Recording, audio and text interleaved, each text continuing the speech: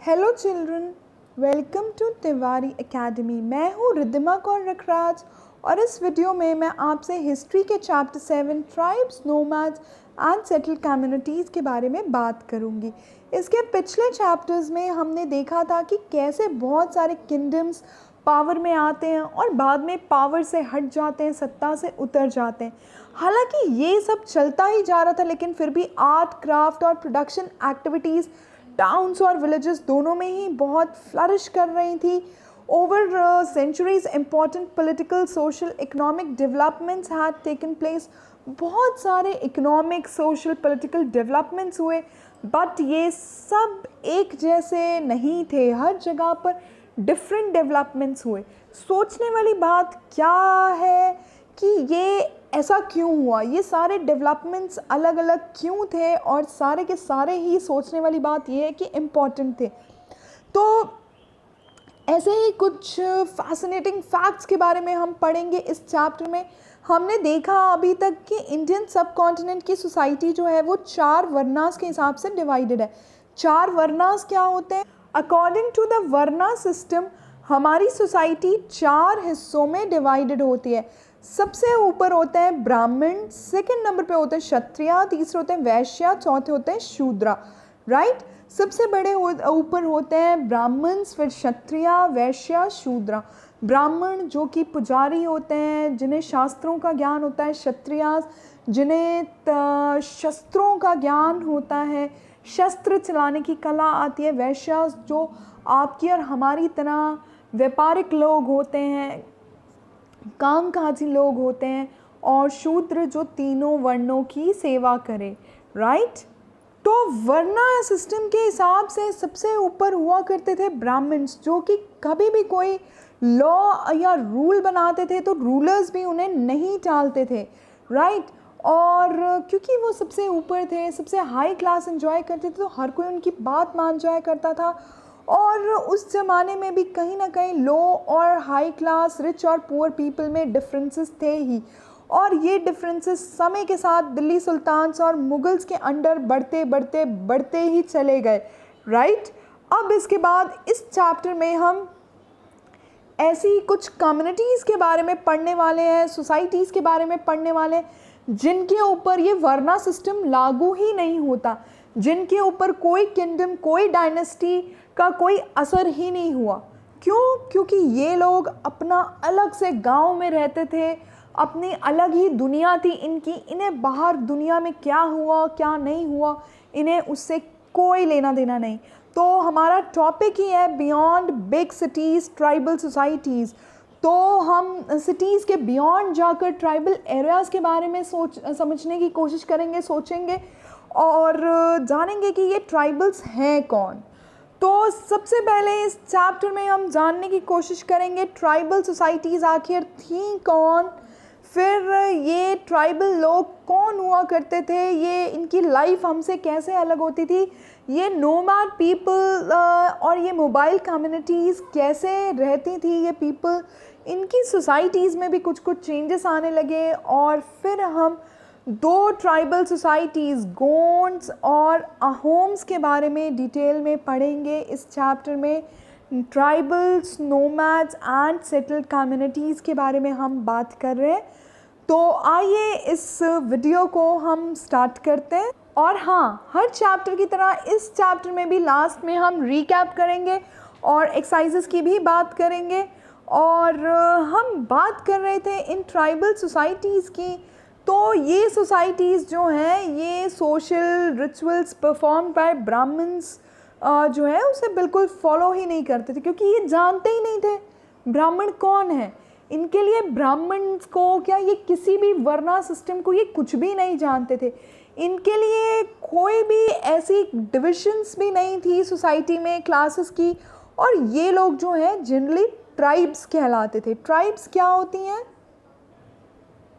जैसे हम कुछ ट्राइबल्स ऐसे देख सकते हैं जो एक से दूसरी जगह इन सर्च ऑफ वर्क अपना सामान लाद कर एक से दूसरी जगह जाते रहते हैं वो लोग। कुछ ऐसे लोग जो हमेशा ट्रैवल करते रहते हैं। और कुछ ऐसे लोग जो कि अभी भी दुनिया के फैशन से, दुनिया के रीति रिवाजों से बिल्कुल अलग रहते हैं, क्योंकि इनके खुद के ही अपने रीति रिवाज होते हैं। जनरली इनके फैशंस और इनके ये जो सिस्टम्स हैं हमसे काफ़ी ज़्यादा अलग होते हैं। इस चैप्टर में हम डिटेल में इनके बारे में पढ़ें। अब ये सारे ही जो मेंबर्स होते थे एक ट्राइब के, ये किनशिप बॉन्ड मतलब कि बॉन्ड ऑफ ब्लड से जुड़े हुए होते थे, सब रिश्तेदारी हुआ करते थे एक ट्राइब के। अब ये ट्राइब्स जो हैं जनरली एग्रीकल्चर करती थी या कुछ हंटर गैदरर्स भी हो सकती थी। और ये लोग जो हैं, ये लोग generally most often they combine these activities to make full use of natural resources in the area. और ये लोग नेचुरल रिसोर्सेज पे ही डिपेंड करते हैं और ये लोग अपने आसपास की सारी नेचुरल रिसोर्सेज का बेस्ट यूज़ करते हैं, राइट। और बहुत सारी नोमैडिक कम्युनिटीज़ ऐसी भी होती हैं जो कि एक से दूसरी जगह हमेशा ही मूव करती रहती हैं। Tribal groups control land and postures jointly and divided these amongst house hold on its own rules. इनके सभी के खुद के रूल्स होते हैं, ये किसी राजा, किसी रानी, किसी डायनेस्टी, किसी किंगडम को नहीं फॉलो करते। इनकी ट्राइब का एक हेडमैन होता है, जैसे हमारे यहाँ गांव का मुखिया या सरपंच होता है, उसी के हिसाब से गांव के जो पंचायत होती है वही लोग मिलकर, हम इनकी पंचायत के बारे में भी आगे बात करेंगे, यही लोग हर चीज़ डिसाइड करते हैं। But the caste based and tribal societies also depend on each other for diverse needs. अब इसका मतलब है कि ये लोग भी हमारी तरह एक दूसरे पे डिपेंडेंट होते हैं। जैसे हम शहरों में रहने वाले लोग भी तो हर किसी पे एक दूसरे पे डिपेंडेंट हैं। हम बहुत सारी चीज़ों के लिए दूसरे लोगों पे डिपेंडेंट हैं। सपोज़ कोई डेली नीड्स का सामान चाहिए तो कोई अपना डिपार्टमेंटल स्टोर खोलेगा तभी तो हमें देगा, या हमें दूध की ज़रूरत है, मिल्कमैन आएगा तभी तो हमें दूध देगा और हमारी ज़रूरत पूरी होगी। तो ये लोग भी एक दूसरे पर अपनी नीड्स के लिए बहुत ज़्यादा डिपेंडेंट रहते थे और this relationship of conflict and dependence gradually caused both societies to change. Dependence के साथ कहीं ना कहीं सोसाइटीज़ में रिलेशनशिप और कन्फ्लिक्ट भी आया और धीरे धीरे इसी के साथ बहुत सारी सोसाइटीज़ धीरे से चेंज भी होने लगी। अब बात करेंगे इस चैप्टर के सेकंड टॉपिक की, who were tribals. Contemporary historians and traveller give scanty information about tribes. अब जो क्रॉनिकलर्स हैं या कोई ट्रैवलर्स हैं, हिस्ट्रियंस हैं, वो बाकी सब चीज़ों को, किंग्स के बारे में बहुत कुछ बताते हैं बट स्कैंटी इन्फॉर्मेशन दे पाते हैं ट्राइब्स के बारे में, मतलब ट्राइब्स के बारे में बहुत ही कम बता पाते हैं। अब few exceptions apart, tribal people के पास कोई रिटन रिकॉर्ड नहीं होता क्योंकि इनकी खुद ही की लैंग्वेज होती है, इनको हमारी भाषा लिखनी बोलनी भी नहीं आती और ये तो लिखने पे बिलीव भी नहीं करते हैं।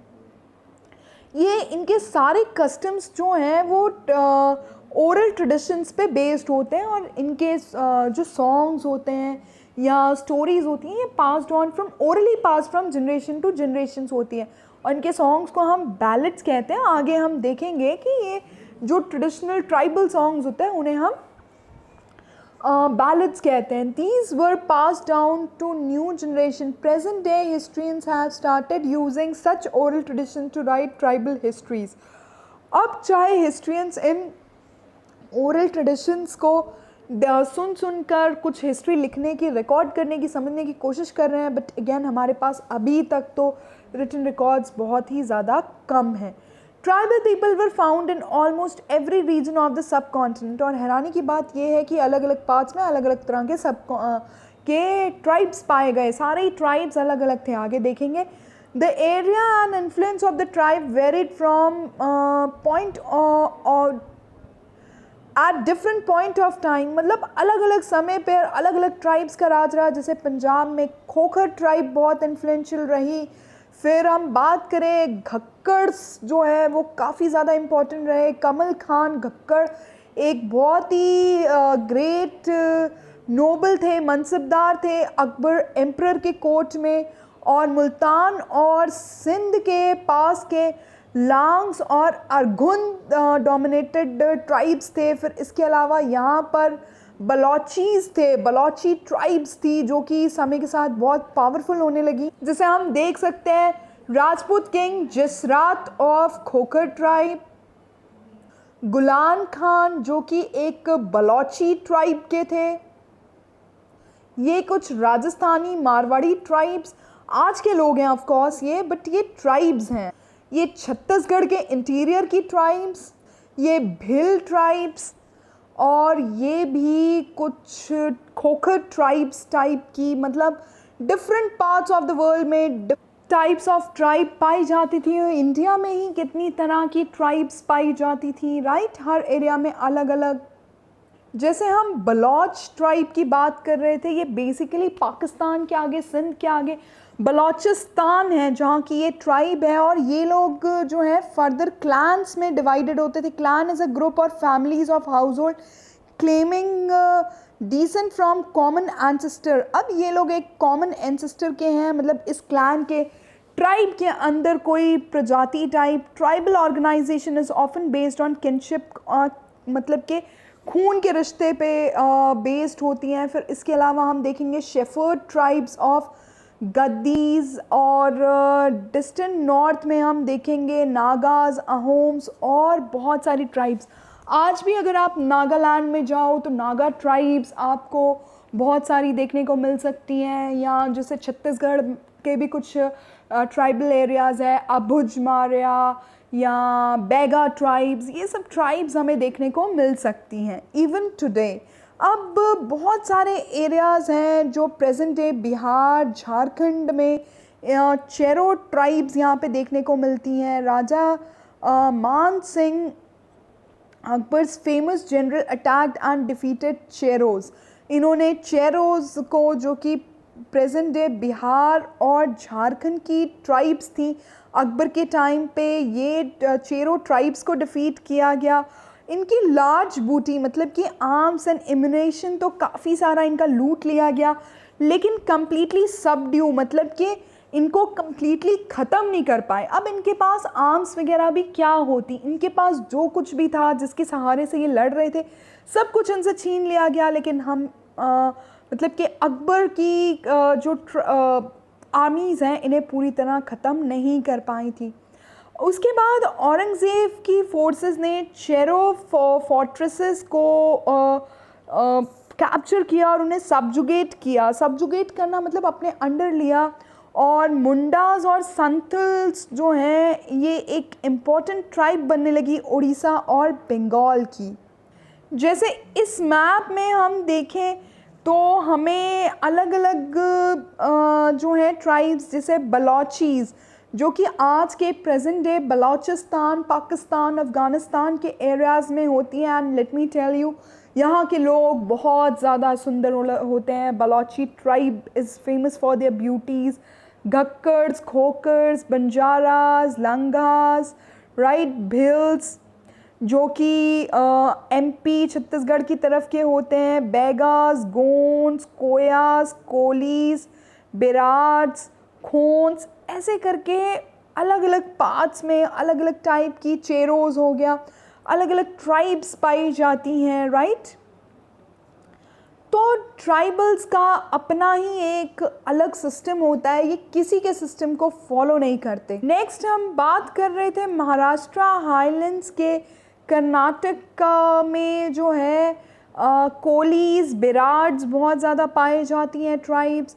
और ये कोलीज जो हैं कुछ हद तक गुजरात में भी पाए जाते हैं। अब साउथ की बात करें तो कोरागाज, वेत्राज, मरावार्स, ये सब इनकी ट्राइब्स हैं, मतलब ये ट्राइब्स के नाम हैं। The large tribes of Bhils were spread across western and central India. हमने देखा 16th सेंचुरी में ये बहुत सारी ट्राइब्स जो हैं एग्रीकल्चर का काम करती थी और कुछ कुछ तो ज़मींदार भी बन गए थे।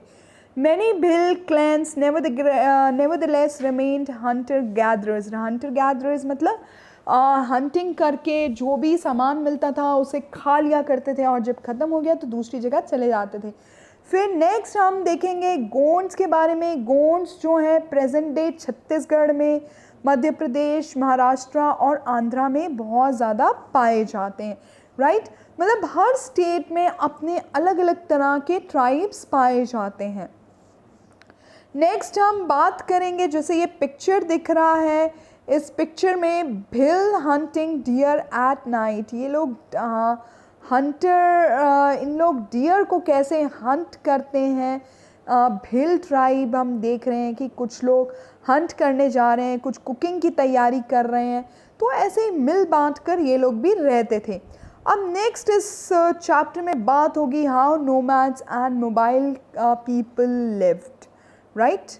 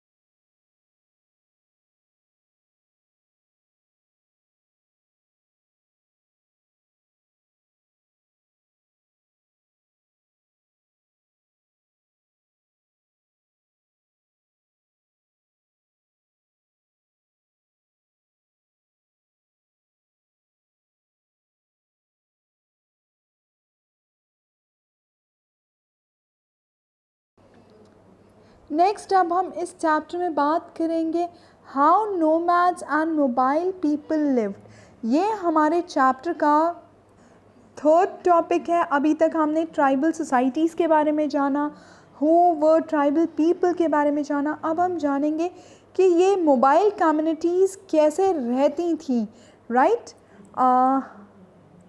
ये ट्राइबल कम्युनिटीज़ जो है बहुत सारे नोमैडिक पैस्ट्रलिस्ट थे। नोमैडिक का मतलब जो एक से दूसरी जगह ट्रैवल करते रहते हैं। ये लोग हमेशा ही अपने एनिमल्स के साथ एक से दूसरी जगह जाते रहते थे और ये मिल्क प्रोडक्ट्स और पैस्टोरल प्रोडक्ट्स पे रहते थे।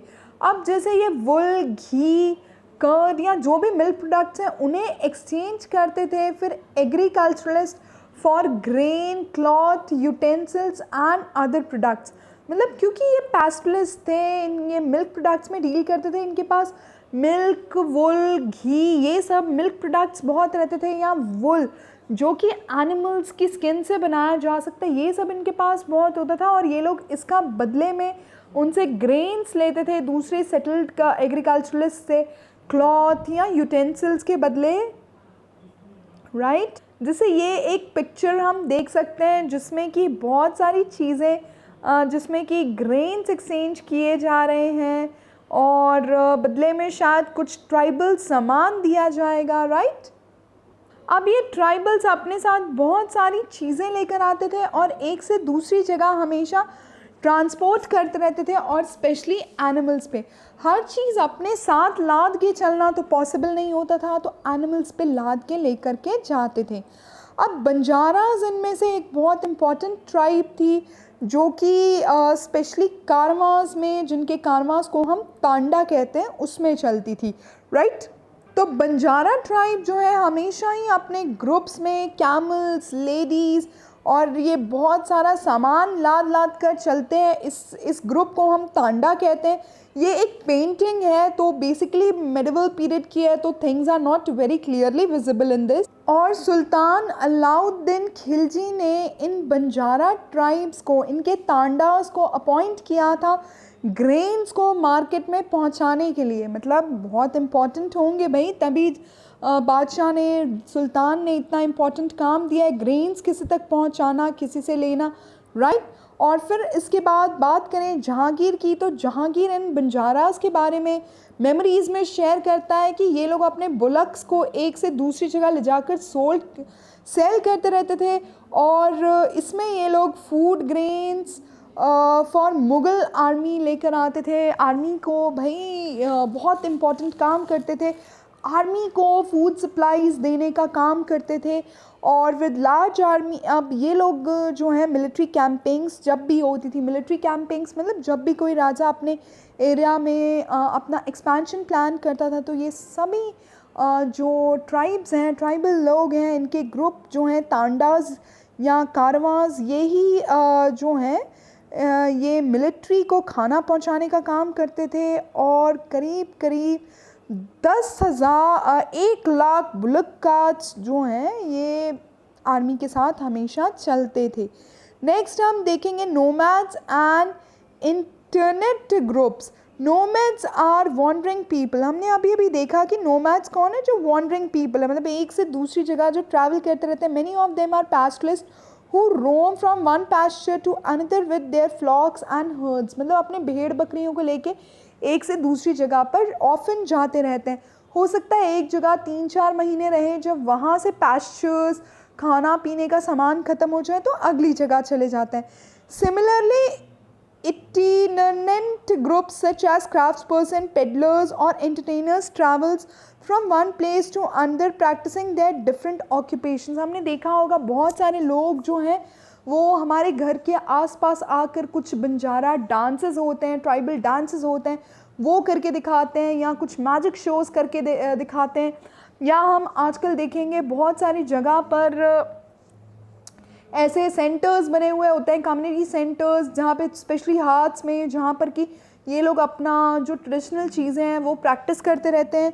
और बहुत सारी जगहों पर जाकर ये ऑफन अपना कभी प्लेस दिखाते हैं, उससे पैसा कमाते हैं, गाना गाते हैं, कोई इंस्ट्रूमेंट बजाते हैं, या कैमल्स को लेकर जाते हैं। तो डिफरेंट तरीके से हो सकता है।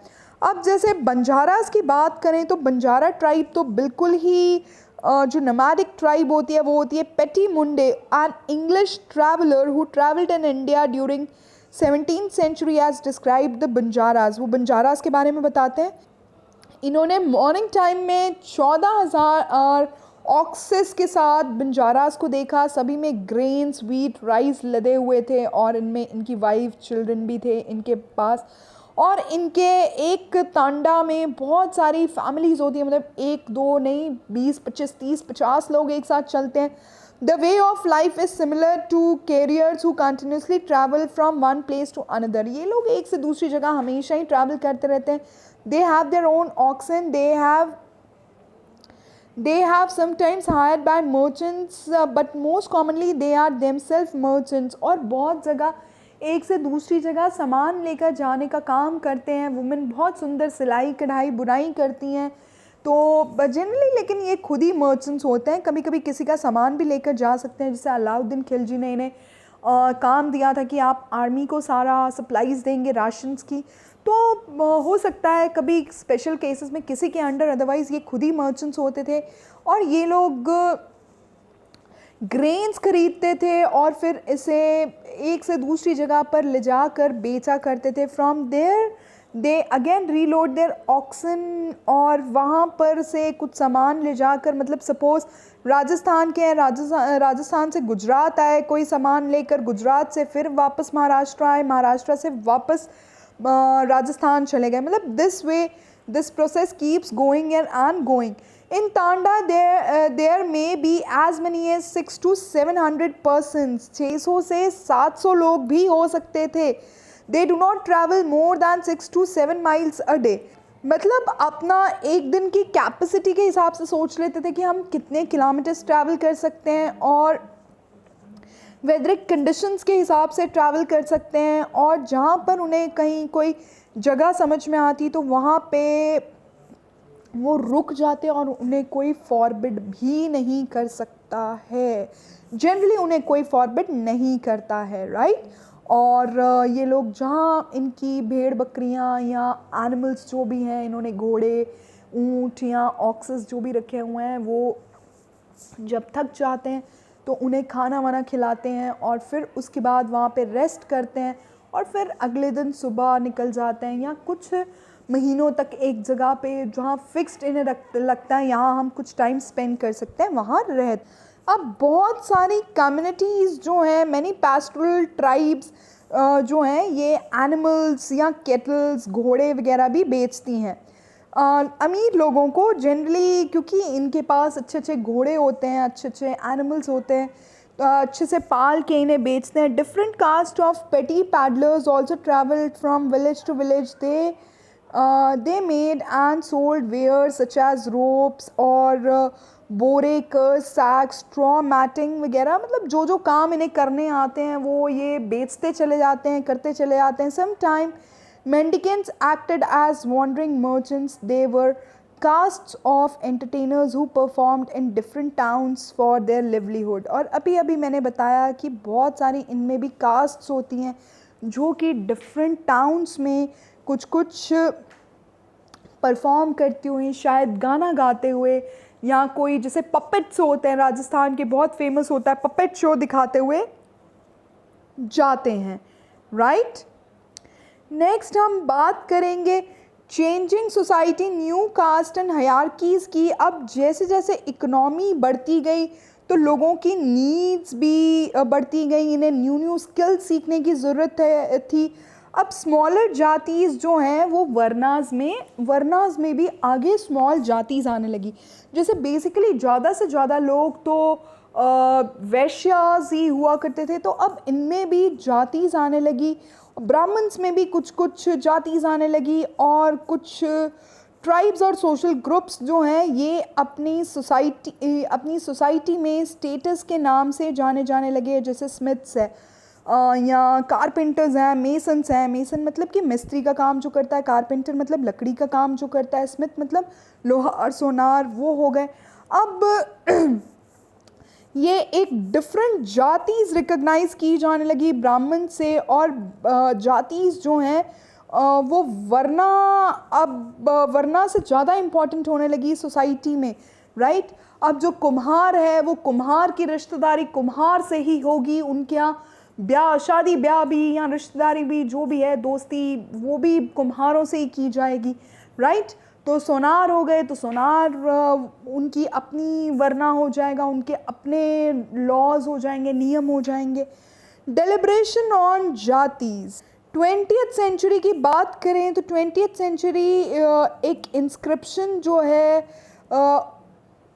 उयक्कदोन उदयार जो है तिरुचिपल्ली तालुका तमिलनाडु से describes deliberations of sabha Brahmins के बारे में कि अब इनके जो हैं स्टैचूज हुआ करते थे ग्रुप के, status of group known as Rathakaras, right, chariot makers, मतलब रथ बनाने वाले। They let down their occupation which they were to include architecture, built coaches, chariots, erecting gateways for temples, in them preparing wooden equipment used, perform sacrifices, building mandapas, making jewels for the king. अब जैसे रथाकाराज, रथकार जैसे कि हम कह सकते हैं हिंदी में रथकार, अब ये एक सोसाइटी होने लगी जिनका काम था रथ बनाना, रथ के लिए कोचेस बनाना, और ये लोग जो हैं किंग के लिए बहुत इम्पॉर्टेंट ज्वेल्स बना के देते थे या वुडन इक्विपमेंट बनाते थे या सैक्रिफाइसेस करते थे मंडपास में।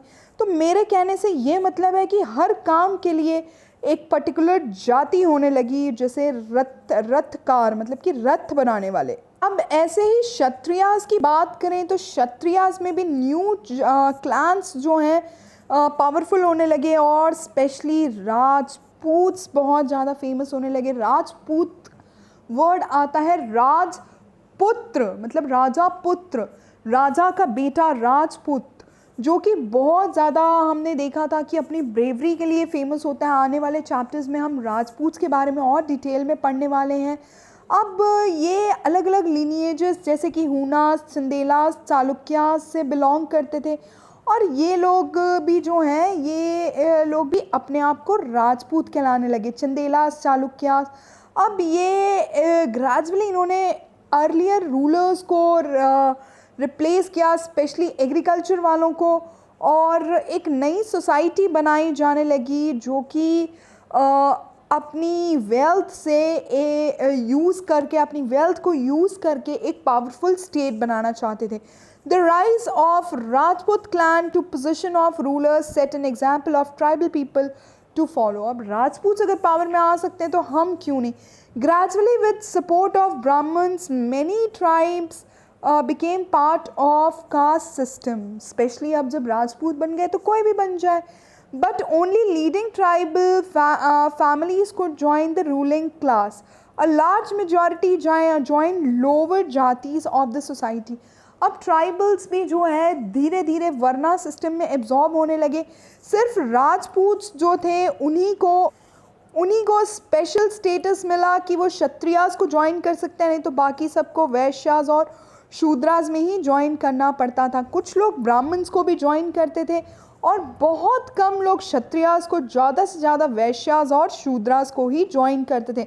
मतलब अब ट्राइबल्स भी वर्ना सिस्टम का पार्ट बनने लगे थे। और इसके अलावा एक मेजर चेंज और आया था कि पंजाब और सिंध की कुछ नॉर्थ वेस्ट फ्रंटियर की कुछ ट्राइब्स थी, ऐसी थी जिन्होंने इस्लाम को एक्सेप्ट कर लिया था बाकी सबसे पहले, क्योंकि उन्हें लगता था कि ये हिंदुज़म का जो कास्ट सिस्टम है, ब्राह्मण, क्षत्रिय, शूद्रा, वैश्य वाला, ये इन्हें बहुत ज़्यादा अनईक्वल ट्रीट करता है, काफ़ी ज़्यादा ऑर्थोडॉक्स है और इसमें सोशल ऑर्डर्स बहुत ज़्यादा दिए जाते हैं। तो ये लोगों ने इस्लाम को फॉलो कर लिया, जिसमें ऐसे कि इस टाइप का कोई भी ऑर्डर कुछ भी ऐसा नहीं होता था।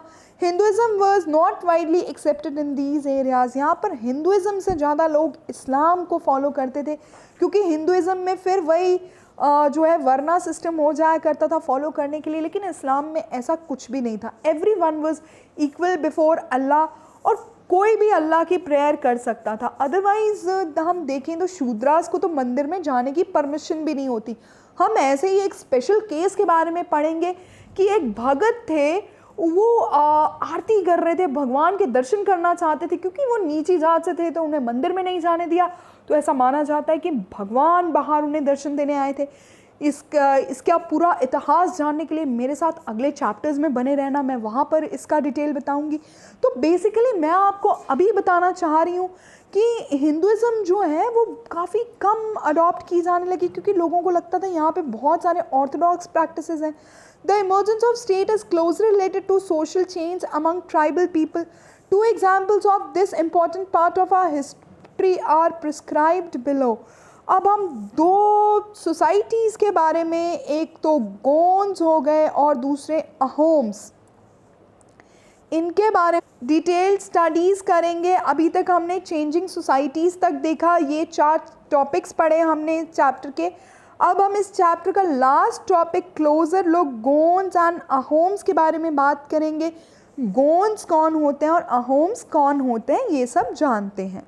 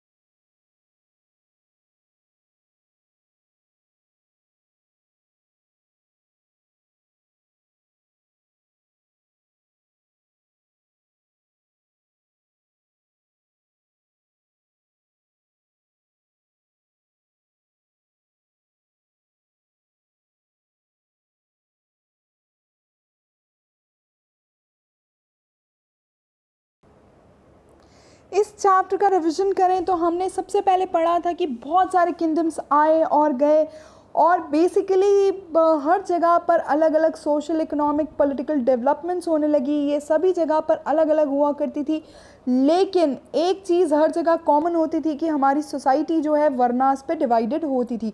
वर्ना का मतलब होता था हमारी सोसाइटी का डिवीज़न ब्राह्मण, क्षत्रिय, वैश्य और शूद्रा में। इसमें ब्राह्मण सबसे ऊपर आया करते थे, सेकंड नंबर पे आते थे क्षत्रियास, थर्ड नंबर पे आते थे वैश्यास और चौथे नंबर पे आते थे शूद्रास, राइट। तो क्योंकि ब्राह्मण सबसे ऊपर आया करते थे इस हायरार्की में, तो ब्राह्मण्स के द्वारा कही हुई बातें सारे large group of rulers, kingdoms के रूलर्स मान लिया करते थे। और दिल्ली सुल्तान्स और मुगल्स के टाइम पे सोसाइटी में सोशल डिफरेंसेस बहुत ज़्यादा आने लगे। रिच और पुअर में, हाई और लो क्लास में बहुत ज़्यादा डिफरेंसेस आने लगे। और इसके बाद हमने पढ़ा था beyond big city tribal societies. हमने ये पढ़ा था कि सारी ही सोसाइटीज़ जो हैं इनको फॉलो कर लिया करती थी, लेकिन सब कॉन्टिनेंट में कुछ ऐसे लोग थे जो कि ब्राह्मण्स को जानते ही नहीं थे, उन्हें मानते ही नहीं थे, क्योंकि उनका कोई ऐसा डिवीज़न ही नहीं होता था, ब्राह्मण शूद्र वैश्य, उनको पता ही नहीं था हम शूद्र हैं कि हम वैश्य हैं कि हम क्षत्रिय हैं कि हम ब्राह्मण हैं, क्योंकि उनको वो उस चीज़ को मानते ही नहीं थे और वो लोग थे ब्राह्मण्स के हिसाब से ये ट्राइबल डिविजन्स कुछ भी ऐसे हुआ नहीं करते थे। और ये लोग अपनी ट्राइबल मेंबर्स से किनशिप बॉन्ड का मतलब होता है खून के रिश्ते से जुड़े हुए होते थे, और ये लोग जनरली एग्रीकल्चर का काम करते थे, कुछ लोग हंटर गैदरर्स भी हो सकते थे, और ये लोग टोटली नेचुरल रिसोर्सेज पे डिपेंड करते थे अपनी सारी एक्टिविटीज़ के लिए। और सम ट्राइब्स नोमैडिक थी नेचर में, जो कि एक से दूसरी जगह हमेशा घूमती रहती थी, और ये लोग जो है किसी जगह की लैंड और पैस्चर्स को कंट्रोल करने की कोशिश करते थे, और बाकी चीज़ें इनके अंडर जो इनका सब डिवीज़न होता था वो इनका खुद का लॉ हुआ करता था, राइट। अब मैनी ट्राइब्स इंडिया में अलग अलग जगह पर बहुत सारी ट्राइब्स इंडिया में थ्राइव करने लगी। ये लोग जनरली फॉरेस्ट, हिल, डेजर्ट प्लेसेस में, जो कि डिफ़िकल्ट टू रीच होती हैं, ऐसे जगहों पे रहते थे, और इनके कई बार तो क्लैशेस हो जाया करते थे जो वहाँ के लीडर्स हैं उनसे, मतलब के किंग्स हैं, क्वींस हैं, उनसे लड़ाई झगड़े हो जाते हैं। हमने अहोम्स और गोंड्स के बारे में देखा, लेकिन फिर भी इनकी जो कास्ट बेस्ड सोसाइटीज़ है ऐसा कुछ नहीं होता। इनकी जो है ये जैसे हम भी एक दूसरे पर डिफरेंट चीज़ों के लिए डिपेंडेंट हैं, ये भी एक दूसरे के ऊपर डिपेंडेंट हुआ करते थे, और ग्रेजुअली ये सोसाइटीज़ में चेंज आने लगा कि जो ट्राइबल्स हैं वो कॉमन लोगों पे डिपेंड होने लगे और कॉमन लोग ट्राइबल्स पे। सबसे पहले आप बात करेंगे ट्राइबल्स की, तो ट्राइबल्स कौन थे? ट्राइबल्स की बात करें तो ट्राइबल्स का हमारे पास कोई भी रिटन रिकॉर्ड है ही नहीं, कोई भी हिस्ट्रियन हमें प्रॉपर रिकॉर्ड नहीं दे पाता। अब कहीं कहीं पे सिर्फ थोड़े बहुत रिटन रिकॉर्ड्स हैं। इनके सारे कस्टम्स जो हैं ओरली पास ऑन होते थे from each generation to other, और इनके ब्यूटीफुल मेलोडियस सॉन्ग्स को हम बैलेड्स कहते हैं, जिससे हमें इतिहास के बारे में बहुत कुछ जानने को मिलता है। और ये लोग जो हैं हमेशा ये इंडिया के डिफरेंट पार्ट्स पे डिफरेंट ट्राइब्स ने रूल किया, मतलब rule in the sense dominate किया इंडिया को। जैसे पंजाब के खोखर्स हो गए और घक्कड़स हो गए, कुछ समय के बाद कमल खान घक्कड़, जो कि एक बहुत ही फेमस मनसबदार थे एम्परर अकबर के टाइम पे। और मुल्तान और सिंध की तरफ, मतलब प्रेजेंट डे पाकिस्तान में लंगास और अरगुन्स जो हैं ये ट्राइब्स रहने लगी। फिर बलोच ट्राइब पाकिस्तान अफ़गानिस्तान के एरिया में बहुत डोमिनेंट होने लगी। जैसे कि ये मैप को देख के हमें पता चल जाएगा कि कौन सी ट्राइब कहाँ की थी। कोलीज, भील्स, कोलीज, गोंडवाना, गोंड्स यहाँ के, बैगास हो गए, लांगास हो गए, बलोच हो गए। तो ऐसे बहुत सारी ट्राइब्स इंडिया में रही। ट्राइब्स फर्दर अपने ही क्लान्स में डिवाइडेड हुआ करती थी। और जैसे हम बात करें तो नागास और अहोम्स जो हैं, इन्होंने बहुत large parts of north eastern parts of India को डोमिनेट किया। एक टाइम था जब चेरोज़ जो हैं ये झारखंड और बिहार के हुआ करते थे, और राजा मान सिंह ऑफ अकबर्स रीजन में राजा मान सिंह ने चेरोज़ को डिफ़ीट किया और इनका सारा सामान जब्त कर लिया गया, लेकिन कम्प्लीटली इन्हें हरा नहीं पाए। औरंगज़ेब के टाइम पे चेरोज़ को जो है कम्प्लीटली सब्जुगेट किया। मुंदल, संथल्स और भी बंगाल और उड़ीसा की इम्पॉर्टेंट ट्राइब्स में से हैं। और फिर हमने देखा महाराष्ट्र और कर्नाटक के कोलीज, बिराज और वेतार्स, मारवाड़्स आदि बहुत सारी ट्राइब्स होने लगी, गोंड्स होने लगी छत्तीसगढ़, मध्य प्रदेश, महाराष्ट्र और आंध्रा की। और डिफरेंट ट्राइब्स ने इंडिया के डिफरेंट पार्ट्स पर जो है अपना डोमिनियन जमाया। फिर इसके बाद हम बात करेंगे how tribes and mobile people live. Nomadic pastoralist जो हैं ये जनरली मिल्क प्रोडक्ट्स पे डिपेंड करते थे, क्योंकि इनके पास पैस्टोरल प्रोडक्ट्स बहुत होते थे, एनिमल्स होते थे। तो ये लोग जनरली वूल, घी या जो भी मिल्क प्रोडक्ट्स हैं, बटर वगैरह, ये सब चीज़ें एक्सचेंज कर लिया करते थे एग्रीकल्चरलिस्ट के साथ ग्रेन्स के बदले में, क्लोथ के बदले में, कभी कभी यूटेंसिल्स के बदले में। और ये लोग एक से दूसरी जगह पर हमेशा ट्रैवल करते हुए अपने एनिमल्स के साथ जो है सामान बेचा करते थे। अब बंजाराज ऐसी एक ट्राइब है जो कि कारवांस में चलती है हमेशा, और उनके कारवांस को हम टांडा कहते हैं। अलाउद्दीन खिलजी के टाइम पे बंजारास को एक स्पेशल टास्क दिया गया था कि वो सारी ही मार्केट्स में सप्लाईज करें। और जहांगीर जो है बंजारास के टाइम पे बताते हैं कि ये लोग बुलक कार्ट्स में अपना सारा सामान टाउन्स में बेचने आते थे, और ये लोगों को रिस्पॉन्सिबिलिटी दी गई कि ये मिलिट्री कैंपेन्स के टाइम पे सारे लोगों को फीड करेंगे, मतलब सारी राशन की सप्लाईज देंगे। तो ये लोग बेसिकली ग्रुप्स में हमेशा माइग्रेट करते थे एक से दूसरी जगह, अपना जो भी इनका अवेलेबल जानवर होता था, मतलब कहीं पे ऊंट, कहीं पे घोड़ा, कहीं पे ऑक्स वगैरह, उस पे सारा सामान लाद कर जाते थे। और बंजारास के बारे में पीटर मुंडी जो कि एक इंग्लिश ट्रेडर थे, उन्होंने बताया कि उन्होंने सुबह एक टांडा ऑफ बंजारास देखा, मतलब ग्रुप देखा, जिसमें कि 14,000 ऑक्सन थे, मतलब बहुत बड़े ग्रुप में चलते थे। इनके साथ इनकी वाइफ्स, इनके बच्चे थे, बहुत सारी फैमिलीज़ हुआ करती थी। और ये लोग ग्रेन्स ख़रीदते हैं चीपली और उसे दूसरी जगह, मतलब जहाँ पे सस्ते मिल जाए वहाँ से ख़रीद के दूसरी जगह बेचते थे और इससे पैसे कमाते थे। और इसमें एक तांडा में करीब 600 से 700 लोग हो सकते थे। और ये लोग अपना एक दिन का सफ़र जो कि 6 से 7 मील जितना भी सोच के आते थे, ये लोग बेसिकली मर्चेंट्स होते थे और एक से दूसरी जगह में ही ट्रैवल करते थे। तो 6 से 7 मील जितना भी डिस्टेंस इन्हें कंफर्टेबल लगता था वेदर को देखते हुए, ये लोग उतना ट्रैवल करते थे और उसके बाद एक जगह पर रुक जाते थे और फिर वहाँ पर रहकर अपनी आगे की प्लानिंग करते थे, सामान बेचना, ख़रीदना, जो कुछ भी। और इन्हें सबसे अच्छी बात, कोई फॉरबिट भी नहीं करता था। इसके अलावा बहुत सारे पैस्टलिस्ट जो हैं कैटल और हॉर्सेस को बेचते थे प्रॉस्परस पीपल को। और इसके अलावा ये लोग स्ट्रॉ, रोब्स, रीड्स, कर, सैक से सामान बनाया करते थे। और कुछ इनमें से वो होते थे जो एंटरटेनर्स होते थे, मतलब स्ट्रीट प्लेज वगैरह करके, डांसेस वगैरह करके अपना लिवलीहुड कमाने की कोशिश करते थे। Changing society, new and old hierarchies. अब जैसे जैसे इकनॉमी जो है बढ़ती गई तो लोगों को न्यू स्किल्स अडॉप्ट करने की ज़रूरत थी। अब लोग अपने वर्ना से ज़्यादा अपनी जाति से जाने लगे।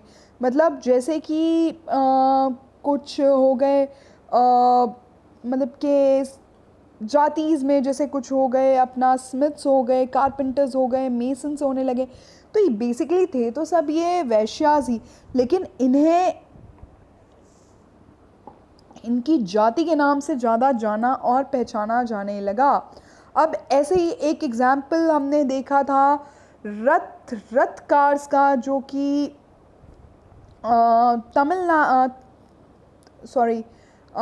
तमिलनाडु के थे। प्रेजेंटली इनका काम हुआ करता था रथ बनाना और बाकी सारी प्रिपरेशंस करना, मंडप्स बनाना, राइट।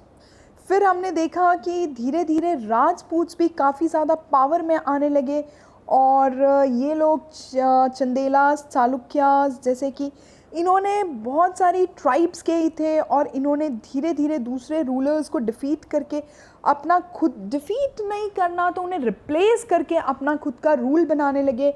और ऐसे करके एक पावरफुल और प्रॉस्परस स्टेट बनाने लगे अपनी। The rise of Rajputs to position of the rulers set an example of tribals to follow.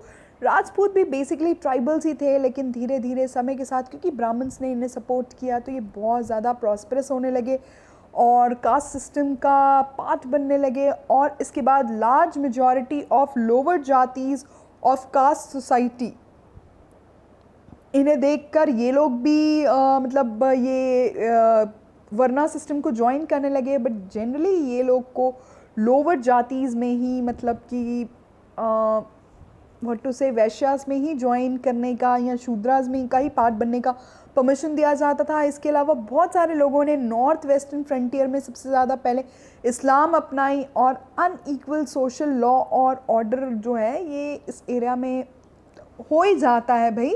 जहाँ पे इतने सारे डिविजन्स ऑफ सोसाइटी आने लगे तो थोड़ा सा लोगों में गुस्से वाली भावना भी थी। अब दो स्टेट्स सबसे ज़्यादा जो हैं इमर्ज होने लगी, जिनका एग्जाम्पल हम पढ़ेंगे। सबसे पहला है गोंड्स, जो कि गोंडवाना एरिया के थे, और दूसरा हम अहोम्स के बारे में पढ़ेंगे। गोंड्स जो हैं शिफ्टिंग एग्रीकल्चर प्रैक्टिस करते थे, और हर एरिया में मतलब इनका खुद का अपना डिफरेंट क्लैंस होते थे, और हर एरिया का अपना खुद का राजा हुआ करता था। दिल्ली सुल्तान्स की पावर जैसे जैसे कम होती गई, इनकी पावर बढ़ती गई, और अकबरनामा में इनके किंगडम का, ग्रैकटंगा का जिक्र है, जिसमें कि 70,000 विलेजेस आया करते थे। इनका सिस्टम काफ़ी ज़्यादा सेंट्रलाइज था, और ये लोग जो हैं अपने आप को घर्स में डिवाइड करते थे, और घर्स जो है further divided into units of 84 villages. मतलब एक घर टोटल ग्रैकटंगा को अगर हम डिवाइड करें तो इसमें बहुत सारे घर्स होते थे, और ईच घर जो है 84 गांव मतलब कि 84 में डिवाइडेड होता था। अब एक 84 के अंडर बरहोत्स, मतलब कि एक 84 के अंडर 12 गांव वाला बरहोत आता था। मतलब कि बहुत ही अच्छा एडमिनिस्ट्रेशन था, कि जैसे city country divided into states, और स्टेट्स डिवाइडेड इनटू डिस्ट्रिक्ट्स, और districts further divided into town and near by villages, right. अब गोंड्स जनरली काफ़ी ज़्यादा जो है धीरे धीरे समय के साथ पावरफुल भी होने लगे, और धीरे धीरे they basically equal society gradually got divided into unequal social class, और ये लोग भी अनइक्वल सोसाइटी का धीरे धीरे पार्ट बनने लगे। अपने आप को गोंद राजाज इस वर्ना सिस्टम को ज्वाइन करके अपना स्टेटस सिंबल मानते थे कि अब हम क्षत्रिय हो जाएंगे। जैसे कि हमने देखा था दंती दुर्गा ने एक गर्भगृह करके एक रिचुअल परफॉर्म किया, और अपने आप को क्षत्रिय डिक्लेयर कर लिया, राइट। राष्ट्रकूटास के जो किंग थे। अब इसमें क्या देखेंगे हम कि अमनदास, जो कि एक ट्राइबल राजा हैं, गोंद राजा हैं ग्रैकटंगा के, इन्होंने सबसे पहले टाइटल लिया संग्राम शाह का, और अपने बेटे दलपत की शादी की दुर्गावती से, जो कि एक राजपूत राजा की बेटी थी महूबा के। अब होनी को कुछ और मंजूर था, दलपत बहुत जल्दी मर जाते हैं, और रानी दुर्गावती जो है अपने छोटे से 5 साल के बेटे वीर नारायण के बिहाफ पे रूल करती है, और उसी टाइम पे अनफॉर्चुनेटली जो है मुग़ल फोर्सेस अंडर असफ झा ग्रैकटंगा को अटैक कर देती हैं, और अल्टीमेटली रानी जो है डिफ़ीट हो जाती हैं, और इन्होंने अपने आप को सरेंडर करने से बेटर लास्ट टाइम तक फाइट करना बेटर समझा, और अल्टीमेटली इनका बेटा जो कि 5 साल का था वो भी डिफ़ीट हो जाता है। बट नेवरदलेस जितना भी जो कुछ भी बचा था वो इनके अंकल चंद्रा शाह, वीर नारायण के अंकल चंद्र शाह को दे दिया जाता है, और ये लोग मुगल्स गोंड्स के जितने भी बूटी कॉइन्स, प्रेशियस कॉइन्स, एलिफेंट्स हैं, सब कुछ लूट पाट करके ले जाते हैं, और इनेक्स्ट एरिया को फिर भी ग्रैकटंगा के मतलब वीर नारायण के अंकल को दे देते हैं।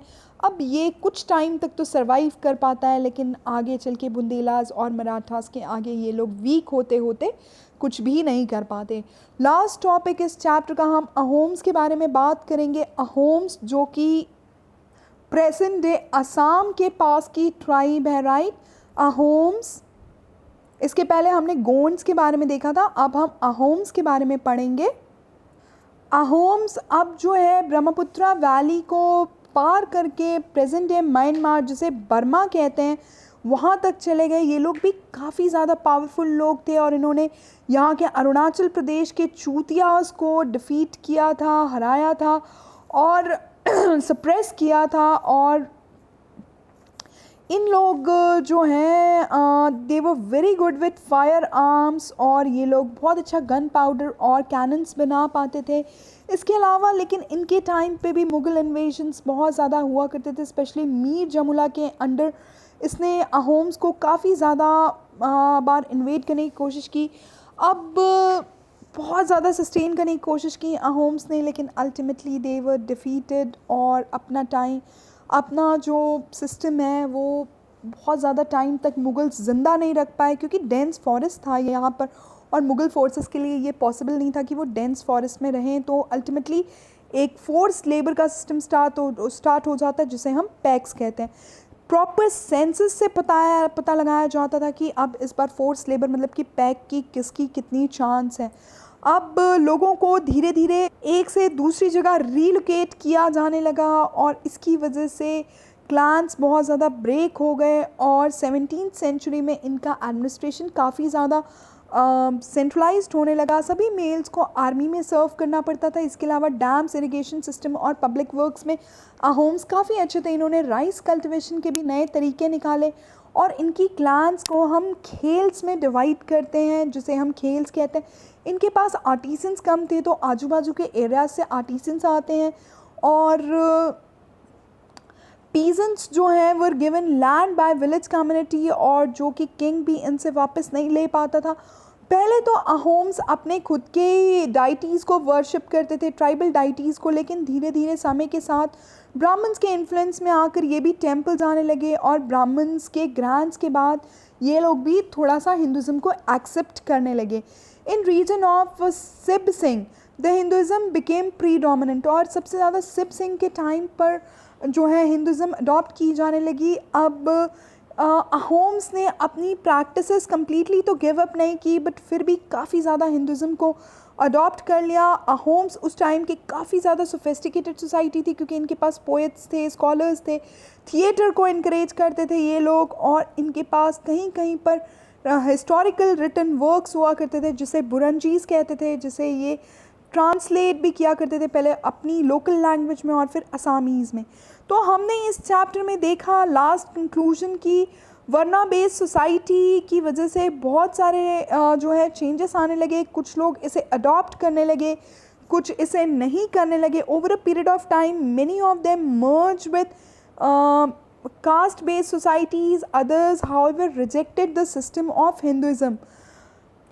कुछ लोगों ने हिंदुज़म एक्सेप्ट की और किसी ने इसे टोटली रिजेक्ट किया। इसके बाद हमने देखा इनका सिस्टम ऑफ एडमिनिस्ट्रेशन भी काफ़ी वेल ऑर्गेनाइज था और ये लोग काफ़ी पॉलिटिकली पावरफुल होने लगे। लेकिन जहाँ जहाँ पे कोई भी पावरफुल होता है तो उसके आसपास के एरियाज से ज़रूर कन्फ्लिक्ट्स होते हैं, और इनके भी प्रोलॉन्ग कन्फ्लिक्ट्स होने लगे। और फिर इसके बाद हमने मंगोल्स के बारे में देखा था।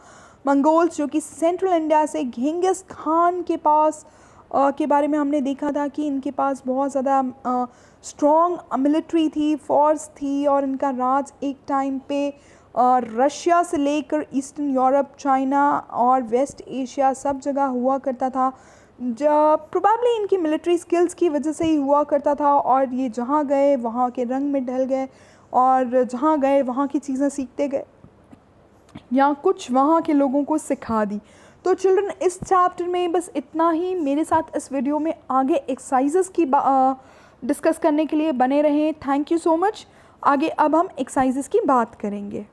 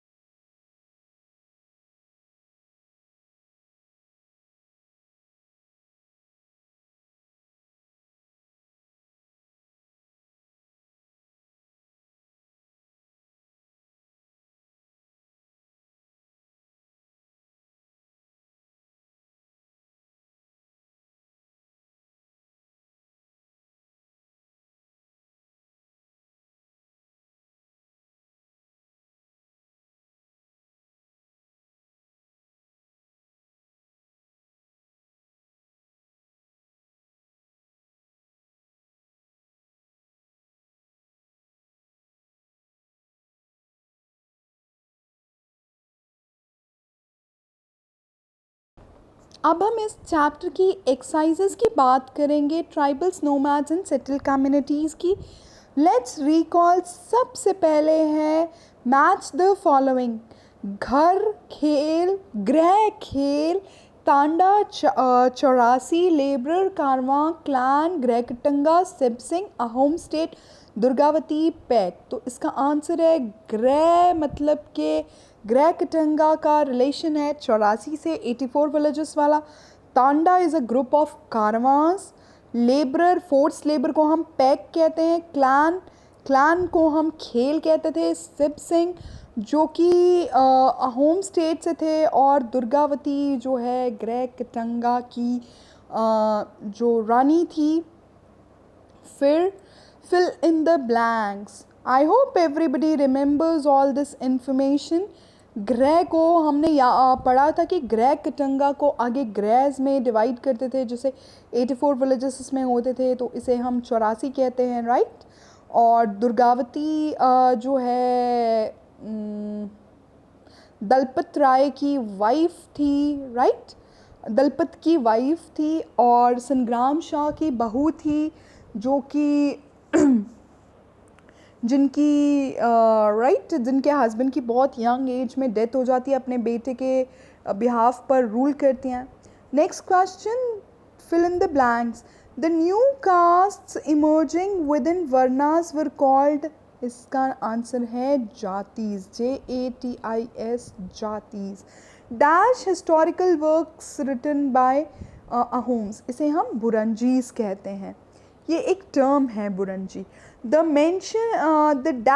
dash mentions that Grehkatanga had 70,000 villages. Akbarnama में इसका जिक्र है।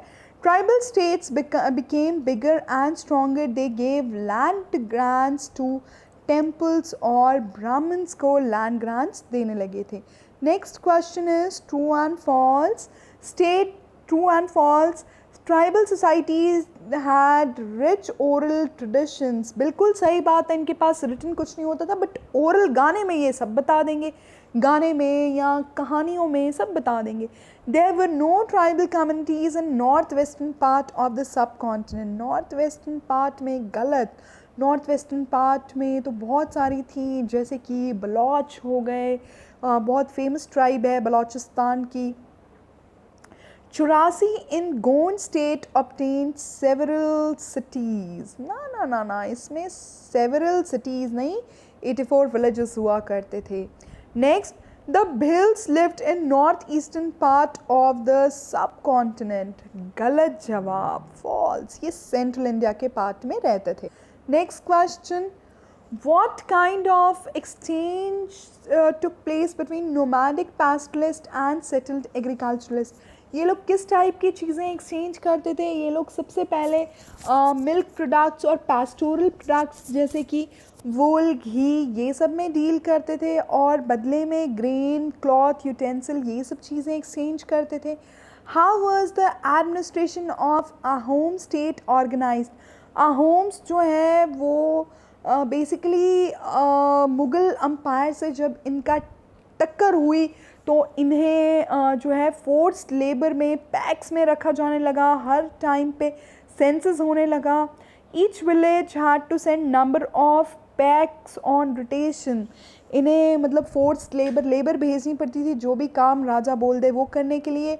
और सबसे बड़ी जो प्रॉब्लम हुई, इन्होंने हेविली पॉपुलेटेड एरियाज़ को के लोगों को लेस पॉपुलेटेड एरियाज़ में भेजने लगा, जिसकी वजह से क्लैंस टूटने लगे, मतलब लोगों को रीलोकेट करने लगे। और 17th सेंचुरी में एडमिनिस्ट्रेशन आकर काफ़ी सेंट्रलाइज्ड हो गया, बट अल्टीमेटली अहोम्स जो है ज़्यादा टाइम सस्टेन नहीं कर पाए, राइट। इसके बाद हम बात करेंगे what were the changes in varna based society.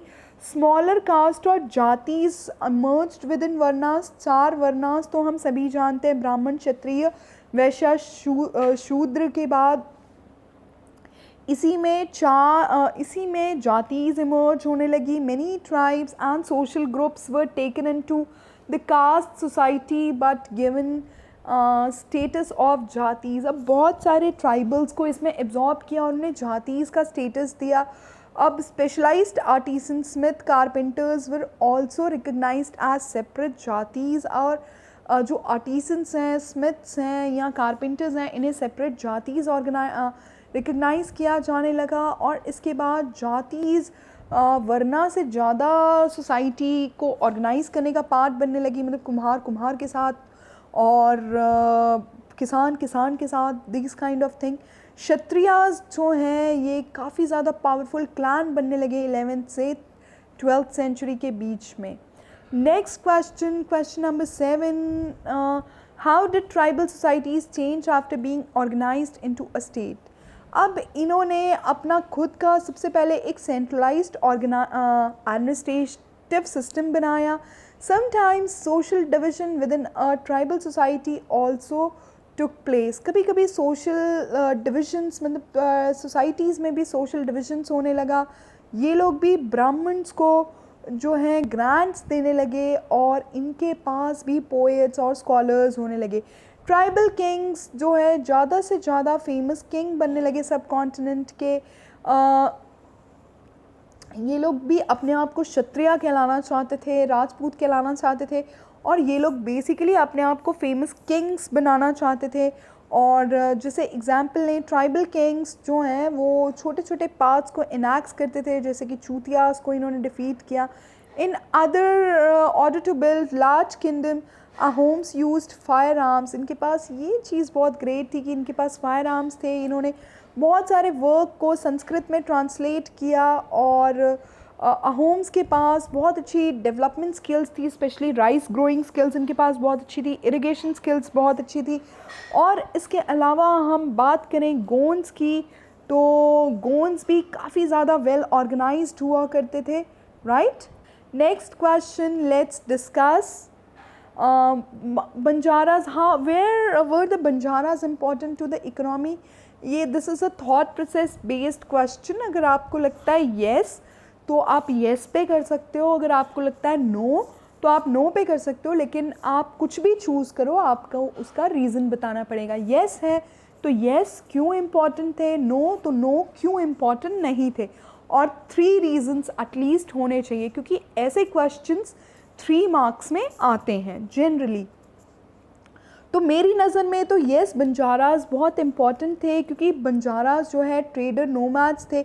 Alauddin Khilji सुल्तान के अंडर इन्हें सिटी मार्केट्स में जो है सारे ग्रेन्स ट्रांसपोर्ट करने के, मार्केट में सामान ट्रांसपोर्ट करने का ज़िम्मा दिया गया था।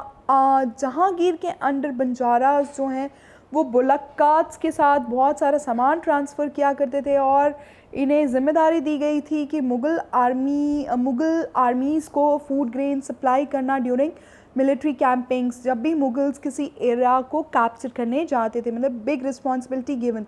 इम्पॉर्टेंट होंगे तभी तो दिया गया, और दिया गया इसलिए भी इम्पॉर्टेंट है, राइट। और इसके बाद next question, question number 9, in what ways was the history of Gonds different from that of Ahoms, were there any similarities. तो हम गोंड्स और अहोम्स को एक दोबारा क्लोज़र लुक लेते हैं, इनका डिटेल स्टडीज़ करते हैं। अहोम्स अपना अम्पायर एक्सपैंड करने लगे by waging war against Chutiyas and Koch Hajo marriage alliances. इन्होंने मैरिज अलाइंसेस चलाकर बहुत सारी अपने एरियाज़ अपने अंडर में लेने लगे, स्पेशली चूतियाज के। अहोम्स जो हैं ब्रह्मपुत्रा वैली, जो कि आज की प्रेजेंट डे म्यांमार या बर्मा के पास है, वहाँ के माइग्रेंट्स हैं। अहोम्स वर डिपेंडेड अपॉन फोर्स लेबर, जिसे हम पैक्स कहते हैं। और Ahom introduce new system of rice cultivation. बिल्कुल ठीक बात है, इनके पास राइस कल्टिवेशन के बहुत अच्छे तरीके थे। अब एक टाइम था जब मुगल्स ने इनके एरियाज़ को कैप्चर कर लिया, लेकिन इतने डेंस फॉरेस्ट में नहीं घुस पाए, तो इन्होंने इनसे फोर्स्ड लेबर का काम, पैक्स का काम लेना शुरू किया।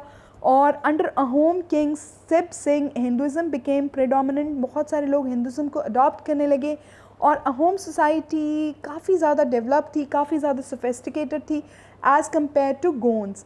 गोंड्स की बात करें तो Gonds were influenced by Rajputs in order to gain power and regain they had manage alliance with Rajputs. अब इन्होंने राजपूत्स के साथ, जैसे कि दुर्गावती और दलपत की शादी हुई थी। अब देखा जाए तो दलपत तो गोंड उसका था, गोंड ट्राइब का था, और दुर्गावती तो राजा की बेटी थी, तो इनकी शादी हुई। गोंड्स कभी भी माइग्रेट नहीं किए। Gond states were not depended upon force labour, इनके पास फोर्स लेबर वाला कोई सिस्टम नहीं था। और इन्होंने राइस कल्टिवेशन या कल्टिवेशन पे भी कोई बहुत ज़्यादा खास ध्यान नहीं दिया, और इनकी सोसाइटी जो है वो काफ़ी ज़्यादा अनइक्वल क्लासेस में धीरे धीरे टाइम के साथ डिवाइड होने लगी। और Gond society was not developed as a home. Gond practice shifting agriculture, इन लोग भी शिफ्टिंग एग्रीकल्चर प्रैक्टिस करते थे, मतलब एग्रीकल्चर पे भी बहुत ज़्यादा ध्यान नहीं देते थे। ये लोग एक एरिया को क्लियर करते थे, वहाँ पे कुछ कल्टिवेट करते थे और उसके बाद दूसरे एरिया में शिफ्ट हो जाते थे। और अहोम्स जितने ये लोग मतलब कि सोफिस्टिकेटेड नहीं थे। ये Ahoms and Gonds had a few similarities. Both tribals were attacked by Mughals, इन दोनों को ही बार बार मुगल्स अटैक करते थे और ये बना इनके डिफीट का कॉज। फिर इसके बाद both of them in order to enjoy raise social status please brahmins by granting them lands, और ये लोग ब्राह्मण्स को प्लीज़ करने के लिए, वर्ना सिस्टम में एब्जॉर्ब होने के लिए ब्राह्मण्स को प्लीज़ करते थे। और इनका एडमिनिस्ट्रेशन काफ़ी ज़्यादा अच्छा था, सेंट्रलाइज्ड एडमिनिस्ट्रेशन था। और इसमें एक और डिफरेंस हम लिख सकते हैं कि अहोम्स जो हैं आज के प्रेजेंट है मतलब कि असम के आसपास की ट्राइब थी, और गोंड्स जो हैं बेसिकली गोंडवाना लैंड की, मतलब कि एमपी, छत्तीसगढ़, महाराष्ट्र के पास की ट्राइब थी, राइट। और नेक्स्ट इस चैप्टर में हम let's do question number 10। Plot the location of tribes mention in the chapter on the map for any two discuss whether their mode of livelihood was situated to the geography and environment of the area where they lived. अब जैसे भिल्स की बात करें और अहोम्स की बात करें, भिल्स जो हैं ये फॉरेस्ट एरियाज़ को पे रहते थे, वेस्टर्न पार्ट ऑफ द सब कॉन्टिनेंट पे, और ये लोग एग्रीकल्चर, हंटिंग, गैदरिंग पे बहुत ज़्यादा डिपेंड होते थे। और इनका एग्रीकल्चर हो जाए चाहे हंटिंग गैदरिंग हो जाए, उस एरिया की ज्योग्राफी के हिसाब से सब मतलब सपोर्ट करता था, तभी तो वो ऐसी एरियाज़ में रह पाते थे। अहोम्स जो है नॉर्थ ईस्टर्न पार्ट के हैं, और ये लोग हैवी रेनफॉल को सस्टेन कर सकते हैं, तभी तो मुगल्स जो हैं इनके पास जा नहीं पाए। और ब्रह्मपुत्र नदी के पास हैं, तो यहाँ पे तो प्लेंटी ऑफ पानी हुआ करता था इनके पास। अहोम्स के पास राइस कल्टिवेशन की बहुत अच्छी अच्छी टेक्निक्स थी, और हाँ सच में इन्होंने अपने एरिया की ज्योग्राफी को यूज़ किया ना राइस कल्टिवेशन के लिए। नेक्स्ट क्वेश्चन बात करें, question number 11। Find out present day government policies towards tribal policy population and organize. अब ये आपकी क्रिएटिविटी पे बेस्ड क्वेश्चन है, बट मैं एक हिंट ज़रूर दूंगी।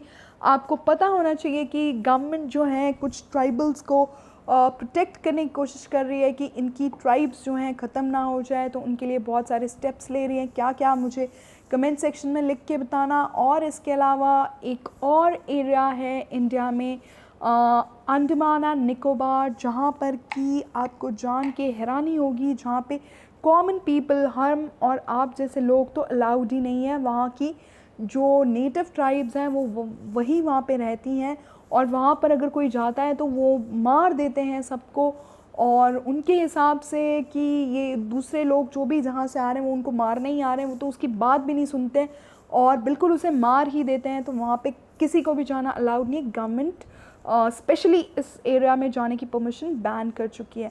तो इसके बारे में थोड़ा सा और डिटेल स्टडीज़ करना, और अपनी स्टडीज़, अपना प्रोजेक्ट, जो कुछ भी अपना वर्क मुझसे कमेंट सेक्शन में शेयर करना मत भूलना।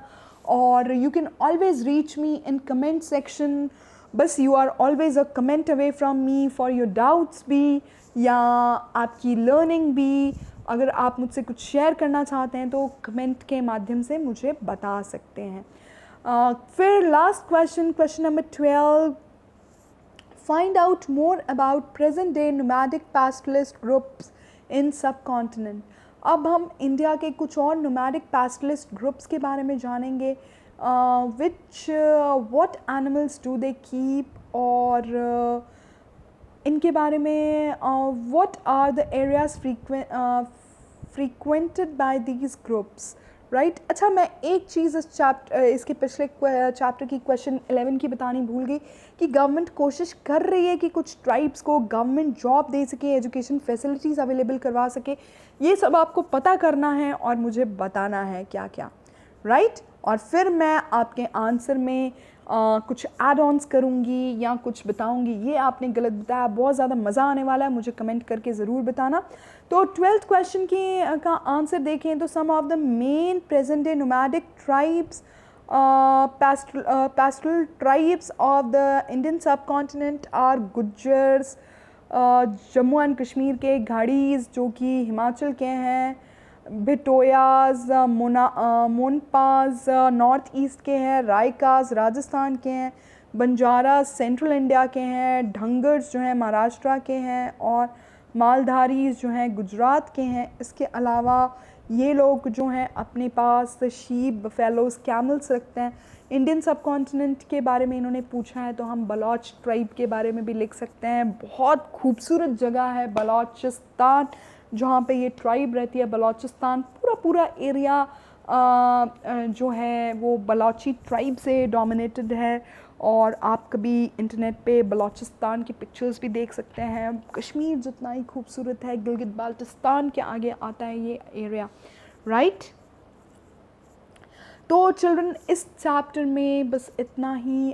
Thank you so much Tiwari Academy के साथ बने रहने के लिए, मेरे साथ रिद्धिमा कौर रखराज के साथ बने रहने के लिए। तो आप मुझसे मेरे साथ बने रहें अगले चैप्टर्स में भी। और आपको मेरी वीडियोस कैसी लगी, कोई इम्प्रूवमेंट चाहते हैं या कुछ समझ ना आया हो तो मुझे लिख के कमेंट सेक्शन में ज़रूर बताना। Thank you so much, awaiting your response and stay tuned to Tiwari Academy for many more videos. Thank you so much, हमारे साथ बने रहें।